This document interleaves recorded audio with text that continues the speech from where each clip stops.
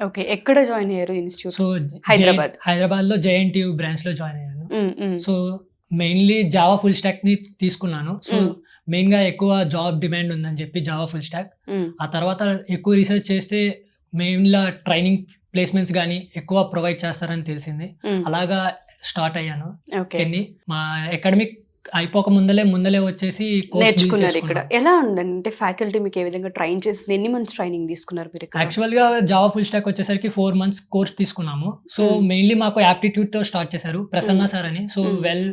So బాగా motivate చేసేవాళ్ళు. So హ్మ్. ఎక్కడ నాలెడ్జ్ కంటే ముందు మోటివేషన్‌లో ఎక్కువ ఇచ్చేవాళ్ళు. హ్మ్. సో నా పర్సనల్‌గా అయితే ఆ సార్‌కి స్పెషల్ థాంక్స్ చెప్పాలనుకున్నా. అదే విధంగా కోఆర్డినేట్ టీమ్‌కి కూడా. Hmm. So like they teach very well and hmm. Also coming to skills గానీ, ప్లేస్‌మెంట్ ఆపర్చునిటీస్ కానీ చాలా బాగా ప్రొవైడ్ చేస్తారు. హ్మ్. సో ఒక ఫ్రెషర్‌గా జాయిన్ అవ్వాలనుకున్నప్పుడు a better option for the code. కోడ్9 ఎన్ని డ్రైవ్స్ చూపించిందండి? సో మోర్ దాన్ ఇప్పుడు నేను ఒక జాయిన్ అయిన కాడ నుంచి అట్‌లీస్ట్ ఒక 15-20 డ్రైవ్స్ దాకా అటెండ్ అయ్యాను. ప్రతి డ్రైవ్ అనేది ఒక మెయిన్ ఎక్స్‌పీరియన్స్ లాగే ఉంది. సో ఎవ్రీ ఇంటర్వ్యూలో ఏమేం జరుగుతుంది?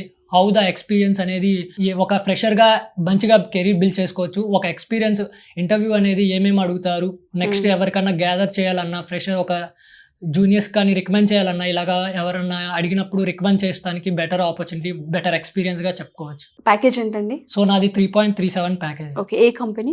ENH ISECU okay. Which is related to networking and cyber security. ఓహో! సూపర్బ్ అసలు. కంగ్రాచ్యులేషన్స్. థాంక్ ఎక్కడ? యూ. ప్లేసింగ్ ఎక్కడండి? సో లైక్ ఆ కంపెనీ వచ్చేసరికి మాదాపూర్ ఉంది. బట్ ఓహ్! హైదరాబాద్. హైదరాబాద్.